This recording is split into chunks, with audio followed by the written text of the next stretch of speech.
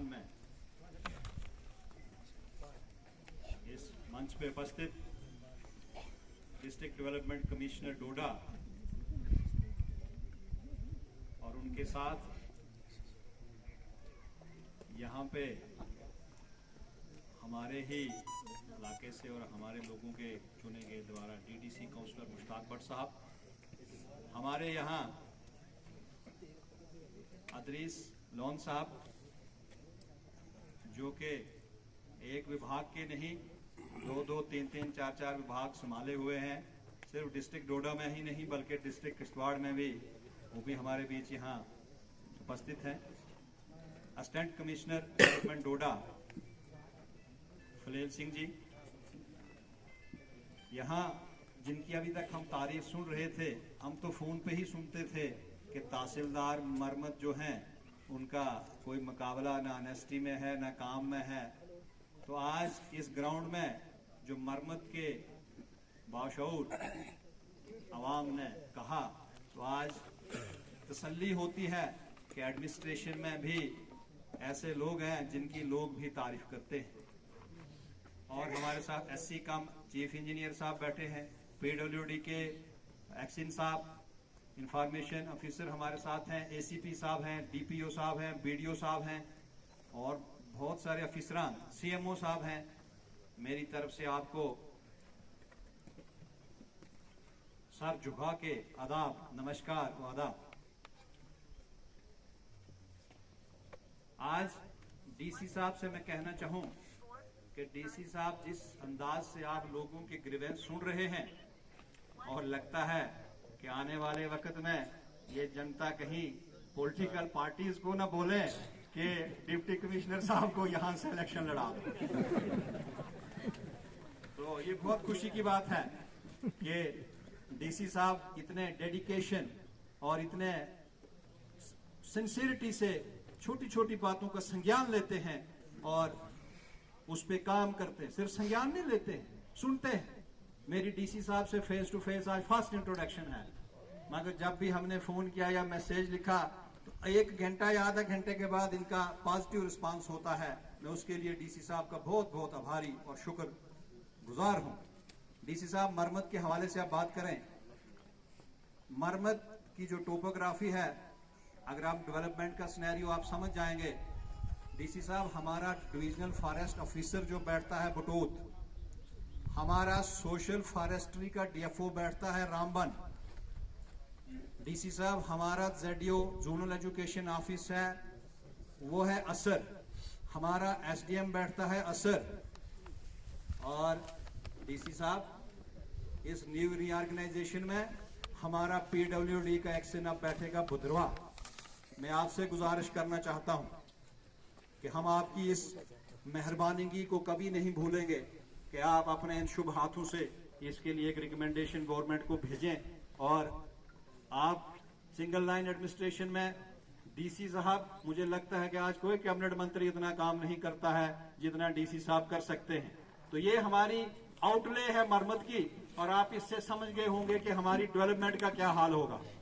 आप इससे सर समझ गए होंगे कि हमारी डेवलपमेंट कहाँ होगी। ये मास्टर सर सुबह यहाँ से डाक पहुंचाने जाते हैं, खलैनी में गाड़ी का वेट करेंगे, शाम को गाड़ी मिलेगी, ये पढ़ाएंगे क्या? ये चलते फिरते रहते हैं, डाकें पहुंचानी है, मिड डे मील का काम करना है, चलते फिरते इनकी नौकरी पूरी हो जाएगी। इसलिए सर मेरी एक आपसे गुजारिश है इन ब्रॉडर सेंस कि मरमत के छोटे काम तो हो रहे हैं, एडमिनिस्ट्रेशन का इतना आपने अद्भुत ऐप के जरिए और अपनी स्किल के जरिए आपने इतना, मैं देखता हूं सर कि मेरी एजुकेशन भी इसी इलाके से हुई है, मैं भी यहीं का रहने वाला हूं, मगोता गांव मेरा है। मगर मैंने देखा है सर कि मुलाजमों को जिस तरीके से आपने ट्रैक पे लाया है और ये जो काम हो रहा है सर ये स्किल दूसरे डिप्टी कमिश्नर्स को भी भेजिए और अद्भुत ऐप वहां पे भी भेजिए। तो नहीं तो होता ये था कि स्कूल से बच्चे चले जाते थे, मास्टर अपना काम शाम, ये मैं कंप्लेंट साइड नहीं जा रहा हूं, मैं ये बोल रहा हूं कि रिफॉर्मेशन आई है सिस्टम में और उसके लिए डीसी साहब ने रिफॉर्म्स लाए हैं। कुछ लोग इनसे नाराज हैं, कुछ लीडर भी नाराज हैं। लीडरों को अपनी नाराजगी ये है कि अगर डीसी सारा कुछ काम कर जाएगा तो हम वोट मांगने लोगों को झूठ क्या बोलेंगे, जब सब पीएमएवाई भी डीसी दे जाएगा, काम भी डीसी कर जाएगा, सारे काम बिजली पानी नल का तो लीडर आके क्या बोलेगा लोगों को? लोग बोलेंगे डीसी साहब आए थे, उन्होंने सारा कुछ कर दिया जी, हमको अपनी मर्जी है, जब आएगा टाइम हम देखेंगे क्या करना है। कुछ लोग वैसे परेशान है।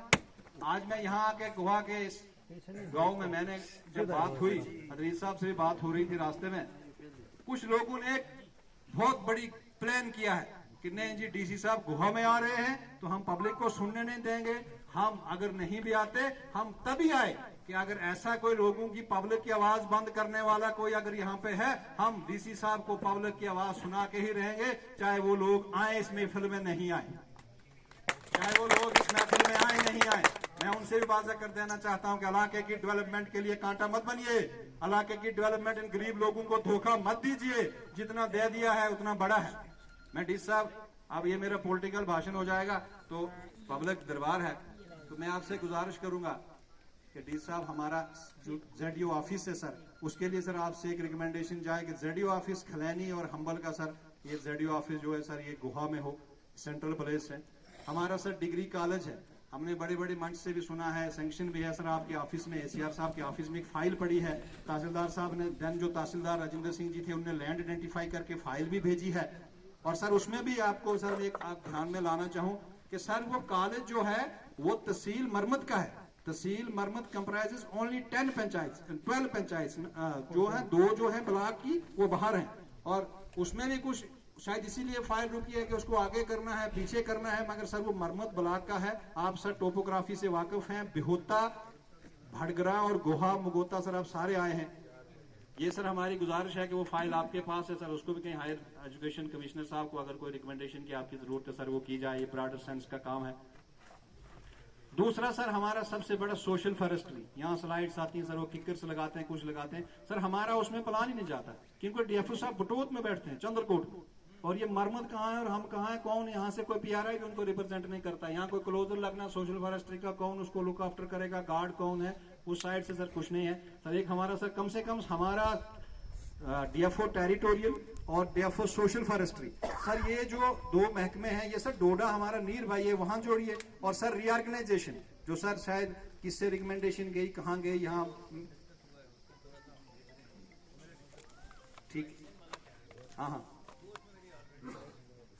तो दूसरा सर हमारा यहाँ बिजली की बात आ गई है, मैं रिपीट नहीं करूंगा सर। यहाँ मैंने आपको आपके ध्यान में भी लाया था कि यहाँ सर एक दरंगा टू मुगोता रोड थी, वो नबार्ड में कंस्ट्रक्ट हुई। वो नबार्ड में जब कंस्ट्रक्ट हुई सर तो फिर पीएमजीएसवाई ने टेक ओवर की, अपग्रेडेशन 3rd फेज, तो दिल्ली नरेडा उसने उनको ड्रॉप किया कुछ टेक्निकलिटीज की वजह से। अब सर नबार्ड में 3 करोड़ रुपए उस रोड पे खर्च हुआ है और उस रोड की खस्ता हाली है, उस पे अब ना पीडब्ल्यूडी कोई लुक आफ्टर करता है ना पीएमजीएसवाई करता है सर। एक थोड़ा क्लियर हो जाए कि डिपार्टमेंट को हैंड टैग और किसके पास है वो road Daranga to मुगोता।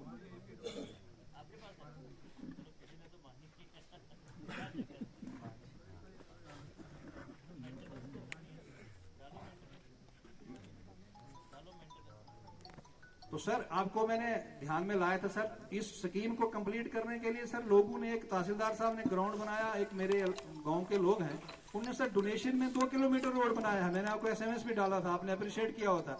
2 kilometre donation करके पैसे इकट्ठे करके मैकेनिकल से मशीन लाई सर, और वो 2 किलोमीटर में रोड में सर अब अर्थ कटिंग उसकी हो गई है। तो मेरी आपसे गुजारिश रहेगी, इनने उसमें डीपीआर भी भेजी है सर नबार्ड में, नबार्ड में डीपीआर सबमिटेड है चीफ साहब के पास। तो सर जनाब के पास वो आप प्रायोरिटी के लिए आना है। मैंने चीफ साहब को बोला था, उन्होंने बोला हमारे हाथ में कुछ नहीं है, हम चिट्ठी भेजेंगे, वो तो सैंक्शन होगी।